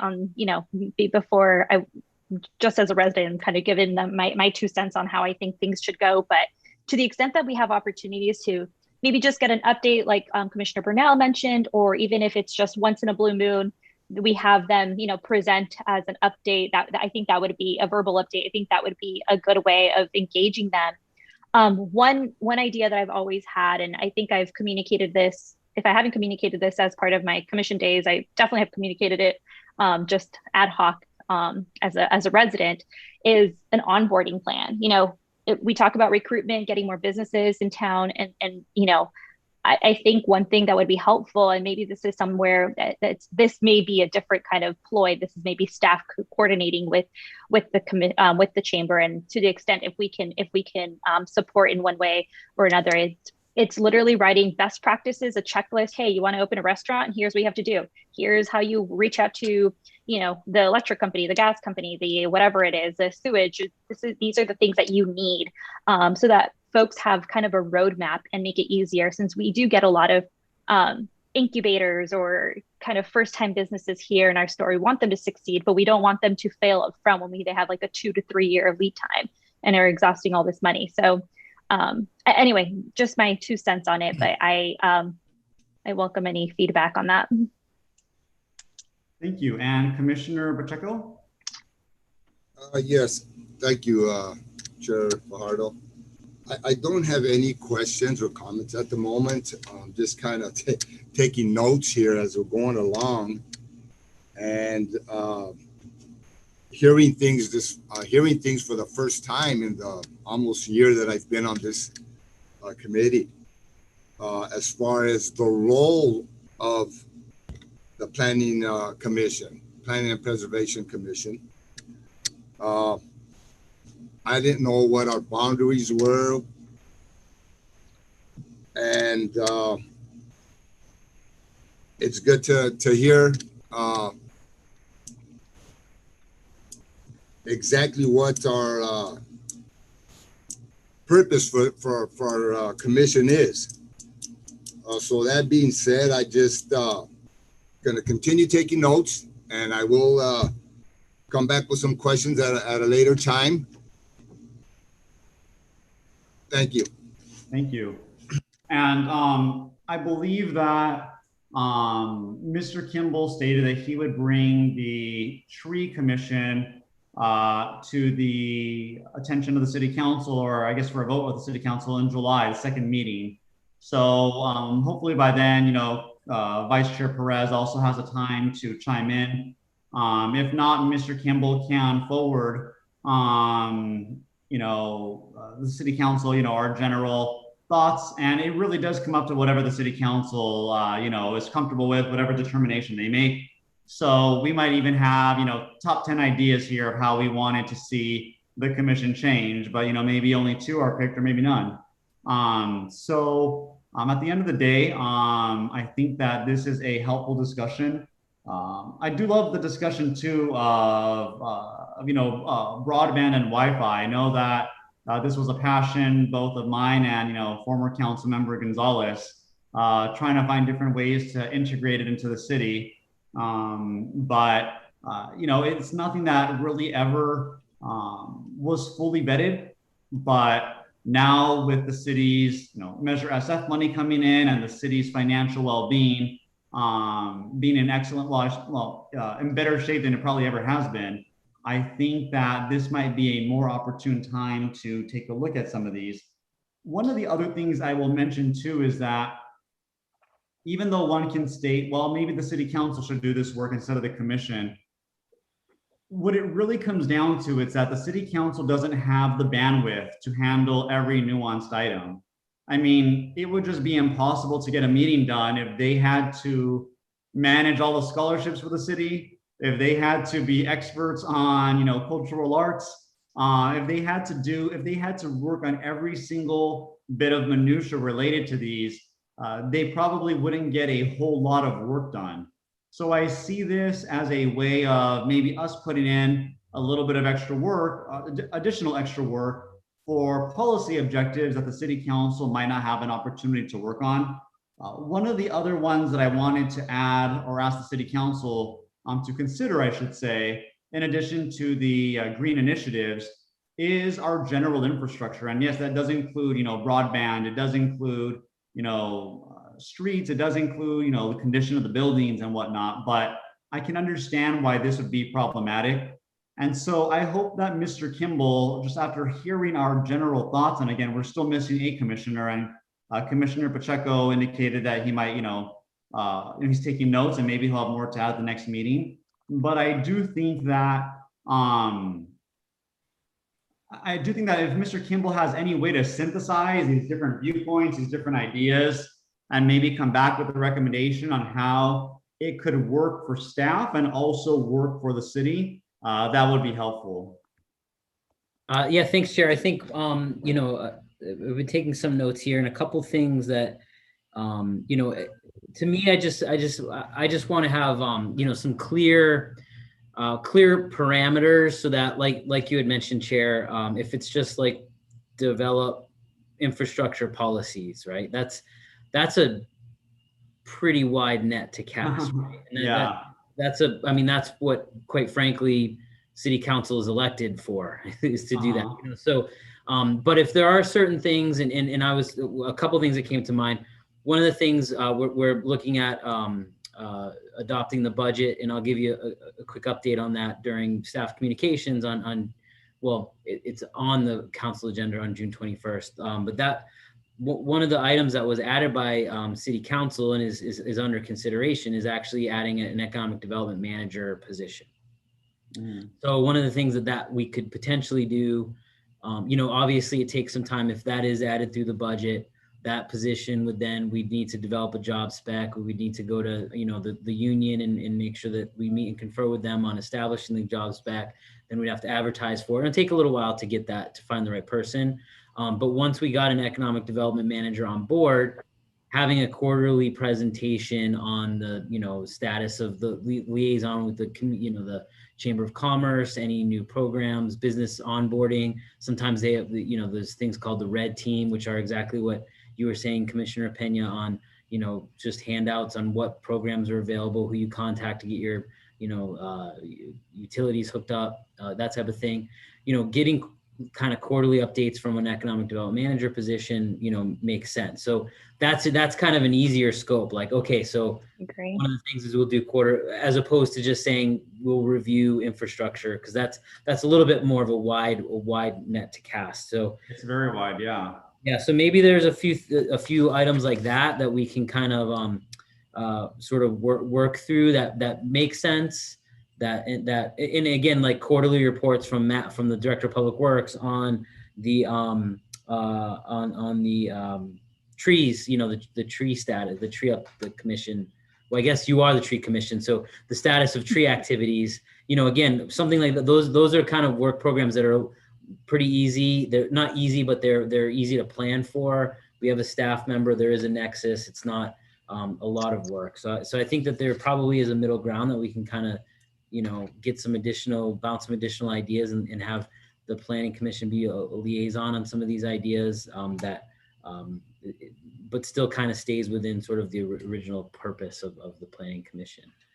So anyway, that's kind of the feedback I got, or that's sort of the sense that I got, and some ideas that popped into my head as you were talking.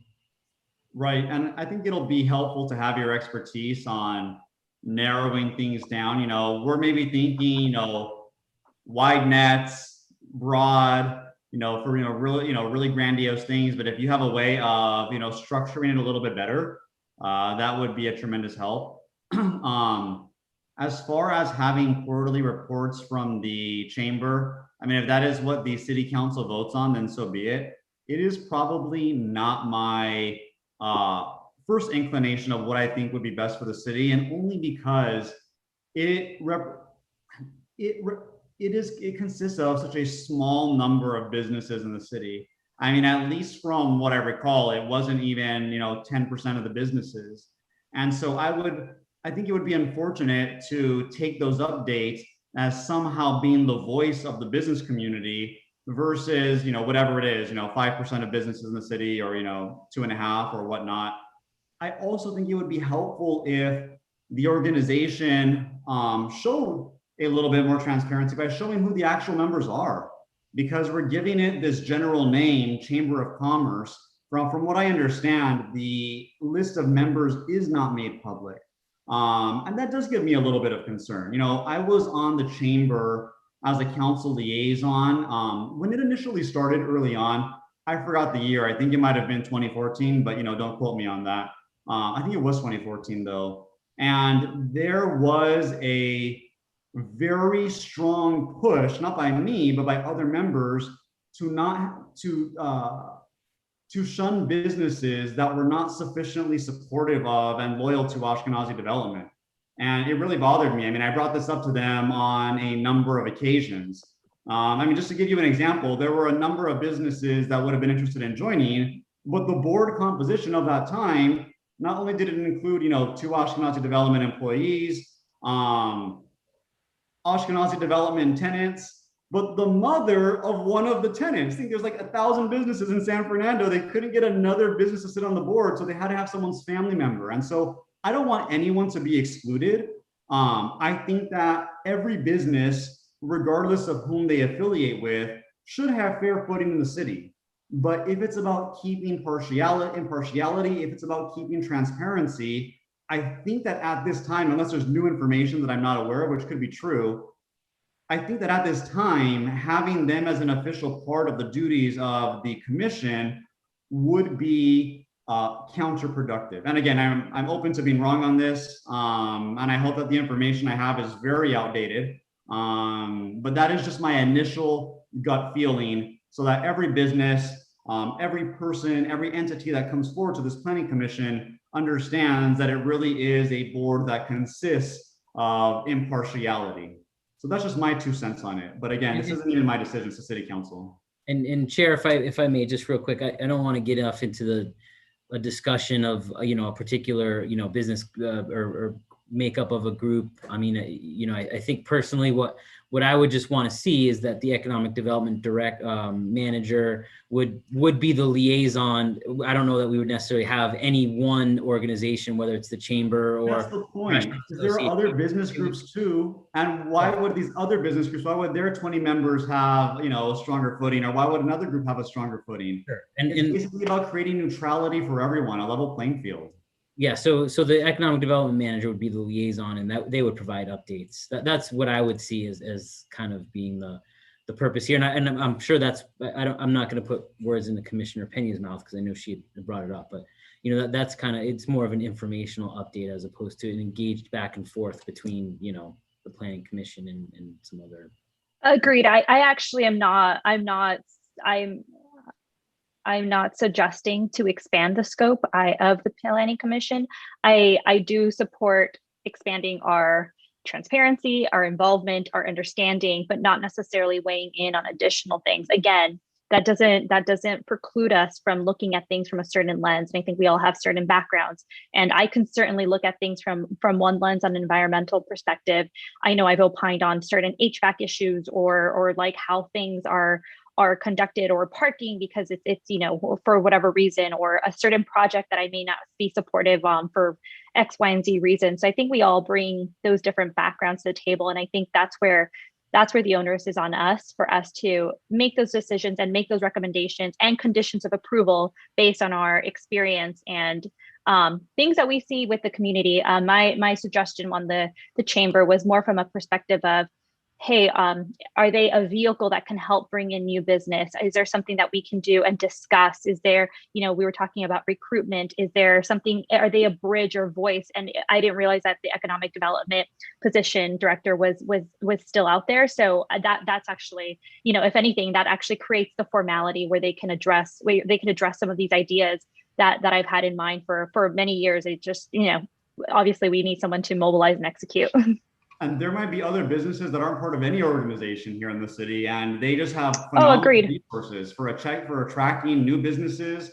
Just with the conferences they go to, their connections, other developers who they know. And so my goal is for us to have a neutral stance when it comes to any and all businesses, so everyone knows that everyone's being treated fairly and that we're not taking one point of view in abundance over other points of view.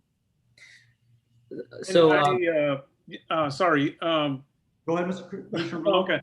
And then Mr. Kimball. Yeah, the thing about the transparency, I think, is maybe all the more reason why I don't want to use the word partner, but we have some sort of working relationship with these people if that's what we're worried about. So it's almost a way to like sort of a system of checks and balances, like I don't see why we can't do that.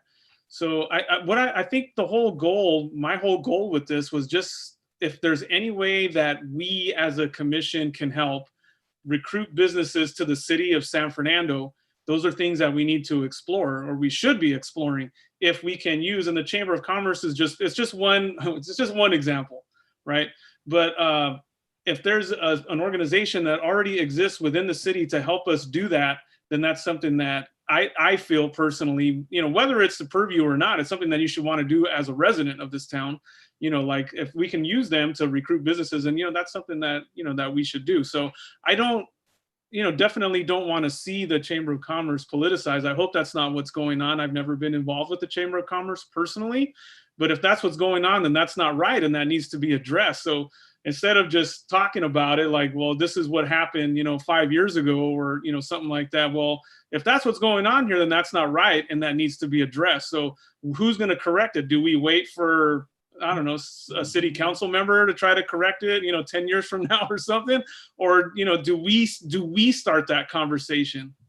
And before I go to Mr. Kimball, just so we can kind of, put a bow on this, or, wrap it up soon, I would say that we probably don't have the ability to go out and try to amend or correct various different groups to meet the standards that we hold. And again, for all I know, maybe many things have changed and everything is managed very differently, and that could quite be the case. But it would just be very challenging upon any city to really go out there and police, various different groups to meet, the city standards. And so my goal is just to have a level playing field for everyone. That's always what I've been about. If you look at my voting record, I have always voted in a way that has been consistent with fairness. And I just don't want businesses to be discouraged from feeling that other businesses have advantage and, vice versa. So that's just always been my primary goal, is to create that level playing field for everyone. But this is just one component of what could potentially be discussed. Although I think we just got a preview for some of the some of the thoughtful discussions that could come forward. But having said that, I think that you were going to say something, Mr. Kimball. Did I cut you off, or were you? Yeah. Just two quick things. Hopefully, and hopefully we can start to wrap up soon. And I'm going to try to provide a path forward on that. But first, I just wanted to mention, we'll obviously work from a staff standpoint with anyone that has, whatever group they're with or affiliated with, or how many members they do or don't have, that has the best interest, something that aligns with making San Fernando better. So I think that's, that's really our goal as staff.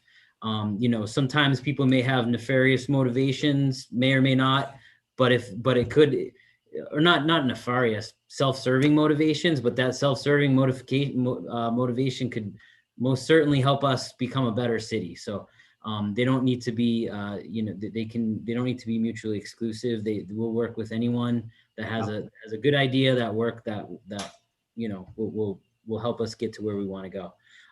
What my suggestion is, I think for this particular item, and maybe this will, we can bring it back at the next regular commission meeting, is I can staff can come up with 4 or 5 different sort of work plan items that are mostly kind of updates on some of these, some of these areas that to kind of start a list.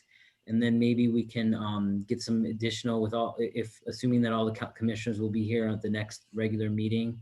Then we can get some potential agreement on certain types of items that we'd want to present to City Council, see if City Council is okay with those. And then we could, kind of establish that as a desired work plan for the 2021-2022 fiscal year. If that seems like a decent path forward, we can certainly do that. Yeah, Mr. Kimball, for all we know, at the next Planning Commission meeting, maybe there's going to be another person who's absent or 2 people. So I think that the best course of action is for us to at least have a second attempt for everyone to get his or her viewpoint heard, and then just relaying, the different bullet points to the City Council as you see, fit, because we might not have the ability to get all 5 here. And okay. So having said that, that concludes this agenda item, but actually in wrapping up, it is also just simply to state that if you ever have a desire that you feel that there are ways that the meetings can be conducted more efficiently or whatnot, feel free to reach out to me too. I go with what I know and I operate in the manner that I know how to with conducting meetings, but sometimes there are better processes out there, or people like, changes to meeting structure. So I'm always happy to hear that too. And that was, the last comment that I had on that, to make sure that everyone, feels comfortable at the meetings, that they feel that we are conscientious of each other's opinions at times. So having said that, I believe that we are close to wrapping up. We have, I'll do staff communication before we go to general commission comments. Can we do staff communication, Mr. Kimball? Sure. Mr. Marquez, any staff communication from your standpoint? Just a quick update. We are projecting 2 entitlement applications to come before the Planning Commission for the next meeting. So we'll have some projects for you guys to review. Thank you. Mr. Kimball, anything else? And there'll be some elbow grease, so keep that in mind for the next commission meeting. Just real quick, as I mentioned earlier, we have the review of the proposed budget and potential budget adoption coming up to City Council on June 21st. I did just want to communicate back to the Planning Commission, because we did provide the council with the motion related to the Economic Development Master Plan and the other infrastructure items that were recommended to be funded in the next fiscal year. There was discussion of the economic development master plan and quite a few infrastructure items. Ultimately, in the discussion of the last budget meeting, the council sort of, at least the majority of council members were leaning towards supporting adding an economic development manager that would then be the responsible staff person for collecting a number of these different efforts that we're going through currently. SB 5 was obviously very high level sort of economic plan, but then we did a couple years ago, Cosmont Companies was hired to do an opportunity sites analysis of the downtown.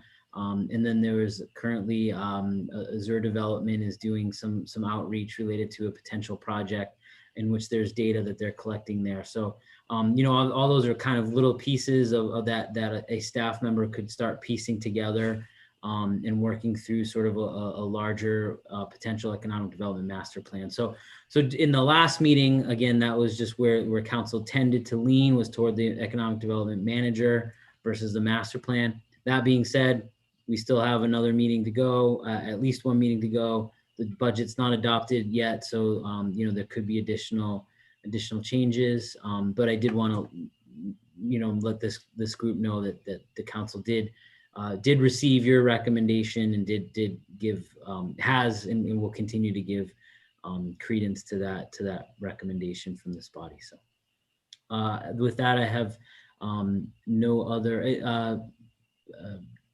Secretary DeSantiago, do you have any staff communication? Very quickly, I did send out an email to all members with regards to either direct deposit or W-9 if we didn't have your most current one. So if you can go through your emails and fill those out, forward them to me so that there isn't any delay in your stipends and so forth. I know that Commissioner Bernal, you had put in a request for business cards, so we're working on those. So just to give you a heads up on that as well.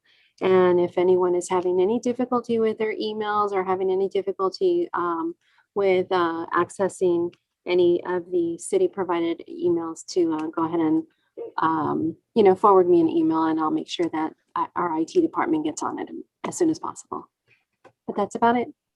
Thank you. And I just do want to just reiterate, I know in the past, we've been able to support sort of forwarding to personal emails, just the nature of internet security, especially with regard to, public agencies over the last 6 to 12 months. There have been a number of breaches throughout the country, very high level, that, our IT is strongly recommended that we don't continue to support that. So I would encourage everyone to get you all have an SF City email. So, please, try to, we use that as our main email in source of communications.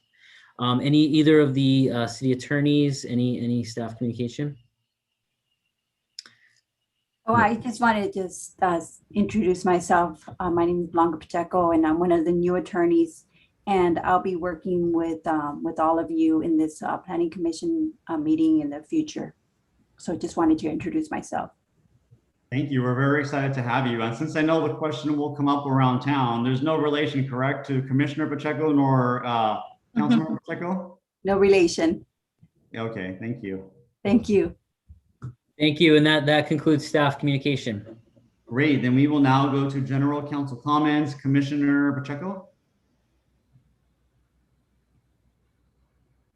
You're on mute once again.